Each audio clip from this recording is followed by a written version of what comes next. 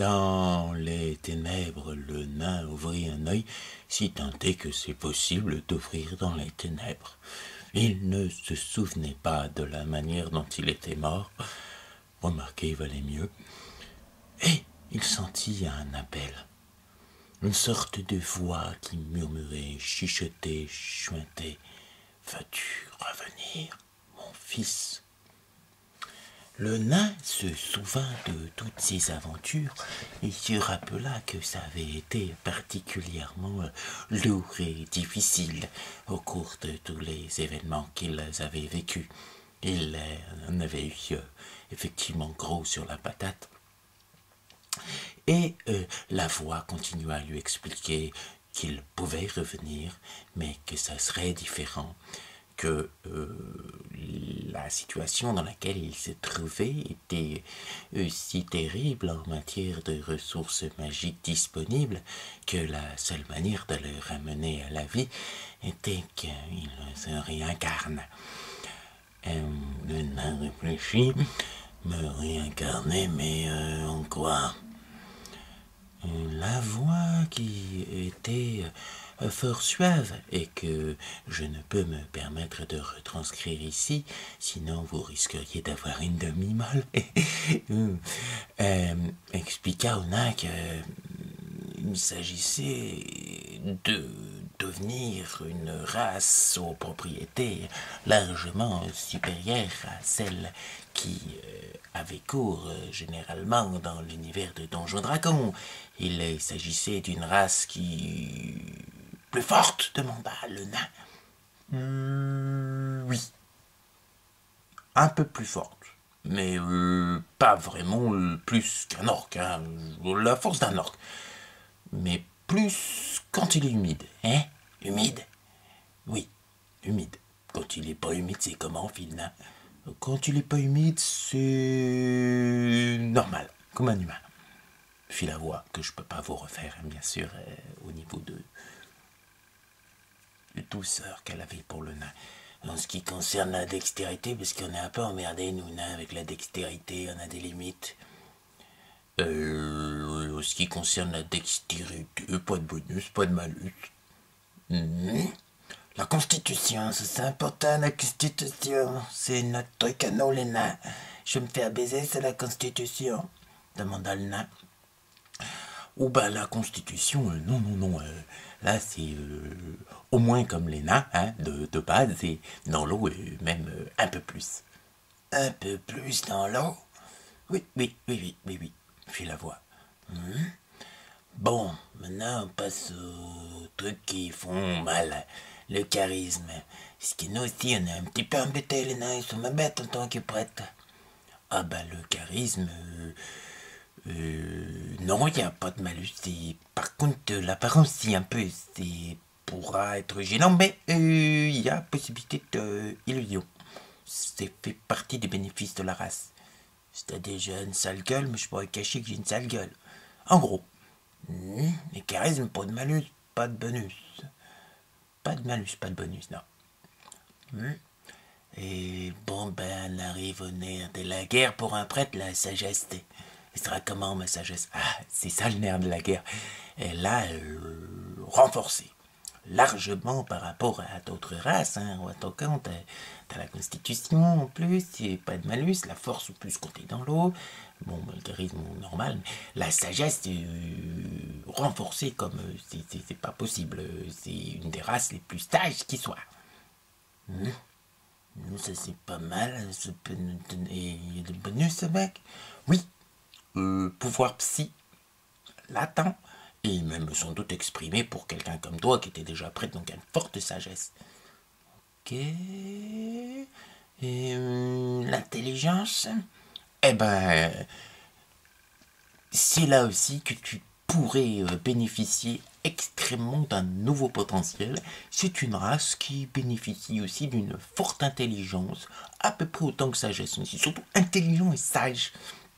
Des bonus conséquents. Oui, conséquent, d'accord.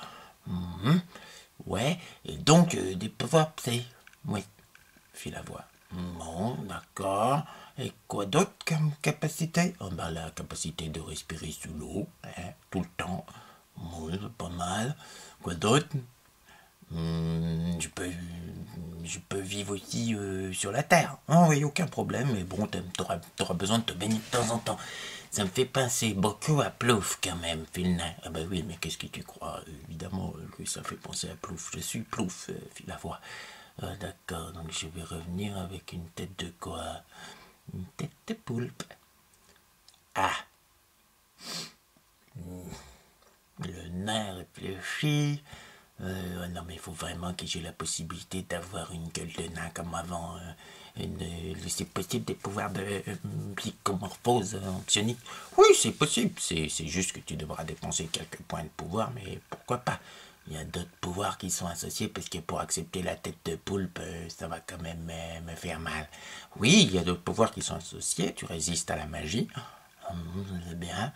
Quoi d'autre? Bien, en plus du fait que tu aies la capacité aussi de lancer des sortilèges d'illusion qui là te font paraître pour quelqu'un d'autre, tu as la capacité de faire de la lumière. Super. Des ténèbres. Ouais, super. De voler. Et je peux voler. Oui, tu auras des petites ailes dans le dos qui pourront s'étendre et se déployer et tu pourras voler. Combien de fois par jour? 3 fois. Ouais, combien de temps? Oh, une bonne demi-heure. Ok. Mais j'ai une sale gueule. Ouais. Mais bon, je te dis, ça pourra changer. Bon, il reste une dernière question alors. Est-ce que j'aurai une grosse bite?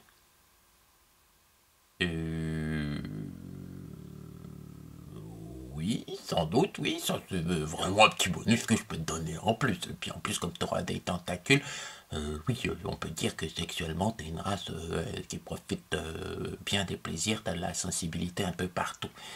Et ouais, mais attends, si j'ai de la sensibilité un peu partout, est-ce que je serais plus douillet quand je prends des coups dans la gueule? Non, non, non, non, non, non, non, pas plus douillet. Est-ce que, quand même, je pourrais manier des armes de mon choix? Oui. Toute la classe de prédilection de ce que tu es, c'est clair, magicien psionique. 3 classes en même temps. Putain, ça va être long à développer. J'ai plus de guerrier dans mon. Parce que j'étais clair guerrier. Oh, tu perdras pas tes niveaux de guerrier, c'est plus dur de développer, mais bon, toi, t'as des bonus conséquents avec certains sortilèges de magicien qui pourront te renforcer. Transformation de Tenser, par exemple. Oh oui, bon, d'accord. J'aurais quand même une grosse bite. Non, réfléchis. J'aurais pas de cheveux. Non, mais bon, tu pourras. Il n'y aura pas de barbe. Non plus. Il n'y aura pas de poils. Non. Il y aura. Et je serais pas obligé de niquer et défier de mon espèce. J'aurais les mêmes goûts qu'avant. Oui, tu auras les mêmes goûts qu'avant. De toute façon, il n'y a pas grand nombre de représentants de ton espèce. Il n'y en a qu'un. Il y en a qu'un sur cette planète qui est tout seul, abandonné. Hein? Oui, bah oui, pour l'instant, c'est le problème. Tu viens d'un autre univers. T'as été emporté ici par un vaisseau spatial. Ah bah, bon, en même temps, tu unique. Bon, d'accord, je veux bien revenir, finalement. Après avoir réfléchi. Mais c'est surtout parce que tu as fait des concessions sur certains pouvoirs que je suis sûr d'avoir une grosse sexe. Bien, alors prépare-toi. Le nain se sentit couler, descendre au fond d'un puits, et il ouvrit les yeux devant l'œil ébahi de ses camarades qui étaient à moitié aveuglés par la lumière descendue du ciel et qui se rendirent compte avec relatif dépit qu'ils étaient maintenant accompagnés d'une sorte d'homme poulpe. Le hobbit se marra. Mais pourquoi tu rigoles, faire tous les aventuriers? Parce que à moi, je serai plus le plus petit de la bande. C'est à ce moment-là que le nain constata qu'il avait oublié de parler de sa taille. 95 cm, Ça allait être légèrement handicapant. Putain, chier, fit-il. Oh bah, si jamais peut-être que t'es un jeune, t'auras l'occasion de pousser puis le bite. C'est à ce moment-là que le hobbit prit une baffe. La suite la semaine. Un plus de 2 épisodes. Ouais, mais il fallait bien que je fasse un truc sur ce provenant. 2 épisodes, mais comment je vais faire pour boucler? Bon, on verra bien.